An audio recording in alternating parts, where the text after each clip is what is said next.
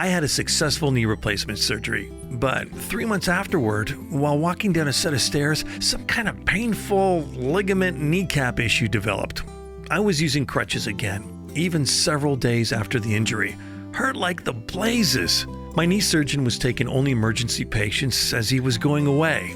His nurse suggested take it easy for 8 weeks until the surgeon gets back from vacation. He'll likely put a shot of cortisone into it, but he's way too busy to see you now. The surgeon's office had ordered x-rays, which have been done. So I went to see my CVFP physician, Dr. Julie Croteau, and asked her opinion. She checked the x-rays.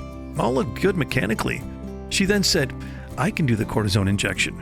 My biggest concern is infection, so we'll be triple careful.